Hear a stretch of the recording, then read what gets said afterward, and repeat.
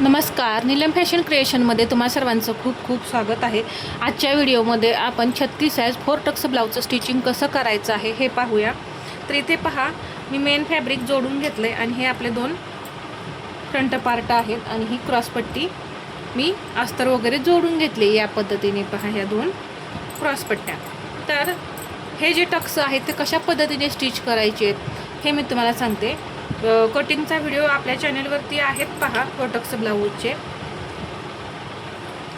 आता इथे एका बाजूला आपण मार्किंग केलेलं आहे, तर ते दुसऱ्या बाजूला सुद्धा आपल्याला करून घ्यायचं। तर त्यासाठी इथे पहा, हा जो सेंटर केलेला आहे इथून पाऊण इंच खाली येऊन हा टक्स आपल्याला घ्यायचा आहे। तर हे थोडं आता आपण डार्क करून घेऊ, म्हणजे हे दुसऱ्या पार्टवरती उमटेल।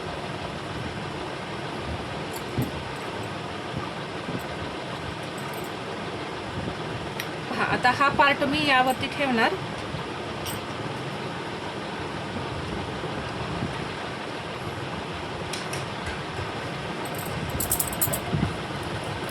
आणि हे असे प्रेस करून घ्यायचं, म्हणजे हे आपले टक्स आहेत ना त्या दुसऱ्या पार्टवरती उठतात।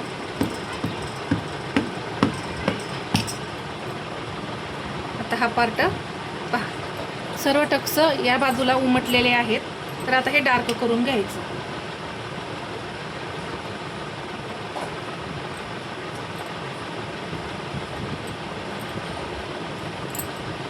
पहा, परफेक्ट असे हे टक्स आपले या साईडला तयार झालेले आहेत। आता हा टक्स जो आहे सेंटरचा, तो पहिल्यांदा आपल्याला स्टिच करायचा आहे। तर मी असा हा सेंटरचा टक्स पहा दुमडून घेतला। आता इथपर्यंतच हा टक्स आहे हे लक्षात घ्या। इथून खाली पाऊण इंच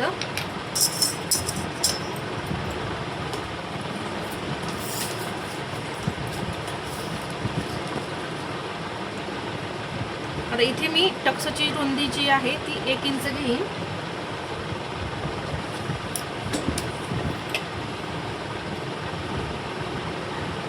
पहा, इथे टक्सचं आपल्या उंचीचं मार्किंग आहे, या इथे तुम्हाला दिसत असेल। तर इथूनच आपल्याला हा स्टिच करायचा आहे।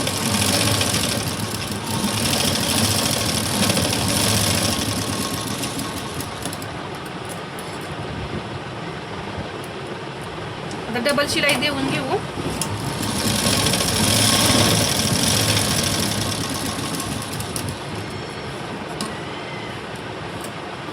बघा, आता हा जो टक्स आहे हुकाय पट्टीच्या बाजूचा, तो आपण पाव इंच स्टिच करायचा आहे।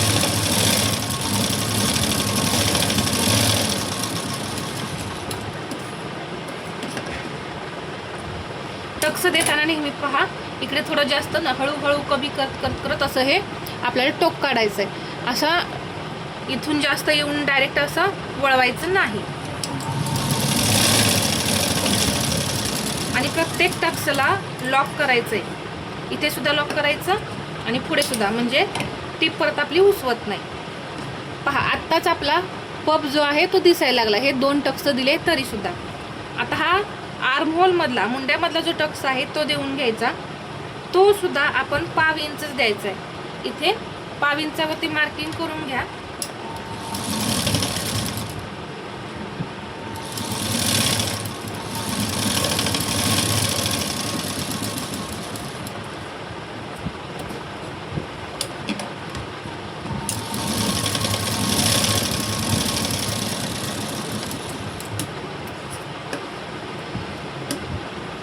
हा आर्महोल मधला सुद्धा झाला।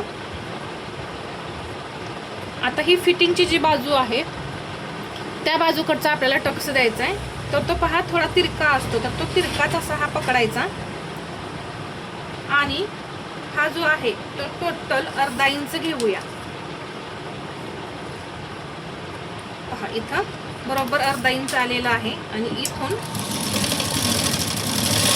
हा टक्स हळूहळू बारीक करत टक्स द्यायचा। म्हणजे काय होतं, जिथे आपला टक्स इथे पहा, हे जे टोक आहे टक्सचं, इथे असं कपडा फुलल्यासारखा दिसत नाही। तर या टक्सचा कपडा फुलल्यासारखा दिसतोय का? नाही।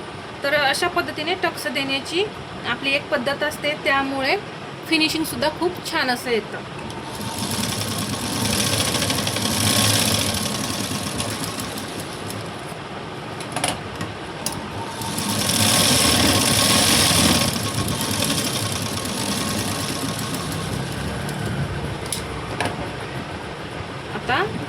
जो आहे फिटिंगच्या साईडचा तो असा खालच्या साईडला करून हा जो कपडा एक्स्ट्रा आहे तो असा कट करून काढायचा आणि हे जे सर्व टक्स आहेत ना याला नकाने असं थोडंसं प्रेस करा म्हणजे फिनिशिंग छान येतं.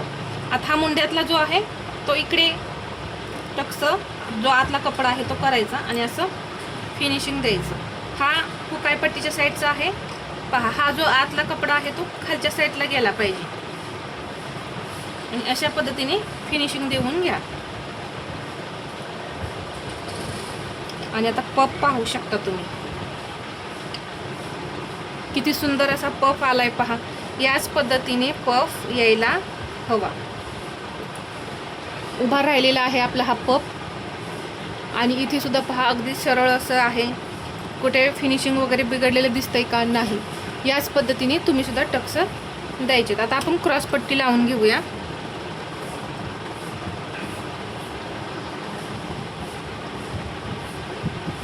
पहा इथे ही जी क्रॉस पट्टी आहे पहा परफेक्ट अशी ही आपली क्रॉस पट्टी सुद्धा आहे म्हणजे आपण दिलेले टक्स सुद्धा परफेक्ट आहे. इथे आधी हे क्रॉस पट्टी मेन फॅब्रिकची जी आहे ती जोडून घेऊ. तर जसं की मी नेहमी सांगते क्रॉस पट्टीचं जे टोक आहे ते थोडंसं वरती ठेवून आपण स्टिच करायचं.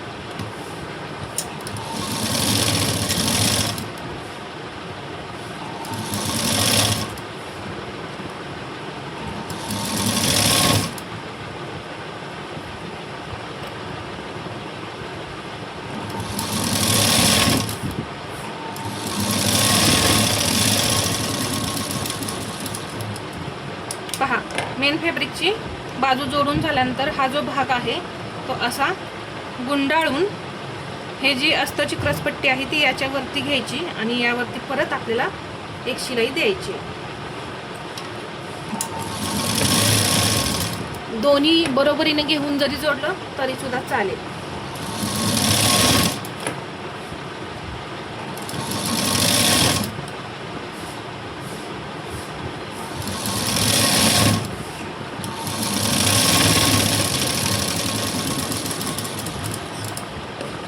हे जे टोक आहे ते कट करून काढून हा मधला पार्ट असा बाहेर काढायचा ओढून.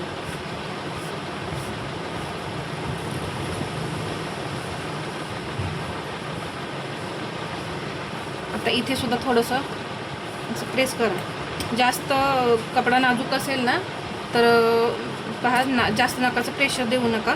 आता इथे हे आपल्याला सरळ करून घ्यायचं असं हे सरळ झालं पाहिजे.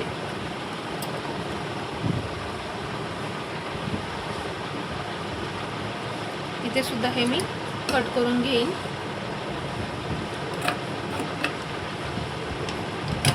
तर किती सुंदर असा हा आपला 4 टक्स ब्लाऊजचा हा एक पार्ट तयार झालाय. याच पद्धतीने हा दुसरा सुद्धा आपल्याला पार्ट तयार करून घ्यायचा आहे. तर दुसरा पार्ट तयार झाला की मी तुम्हाला दोन्ही बाजू दाखवते.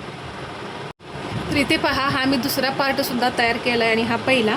हे दोन्ही पार्ट असे एकमेकावरती ठेवायचे आणि हे चेक करायचं आहे बरोबर आहेत का हे पाहायचं. तर पहा एकदम परफेक्ट असे हे आलेले आहेत. कुठेही कमी जास्त वगैरे झालेलं नाही. तर अशा पद्धतीने तुम्ही सुद्धा टक्स द्या. जसं की मी कटिंगमध्ये सांगते टक्स कुठे कसे द्यायचे त्याचप्रमाणे तुम्ही ते स्टिच करायचे. स्टिच करताना हा जो टक्स आहे तो थोडा जास्त द्यायचा म्हणजे काय होतं इथं पफ जास्त असा उभारून येतो. तर मी दिलेली माहिती तुम्हाला कशी वाटली हे मला कमेंटमध्ये सांगा आणि व्हिडिओ आवडला असेल तर लाईक करा, शेअर करा आणि असेच नवनवीन व्हिडिओ पाहण्यासाठी आपल्या चॅनलला सबस्क्राईब करायला विसरू नका. धन्यवाद.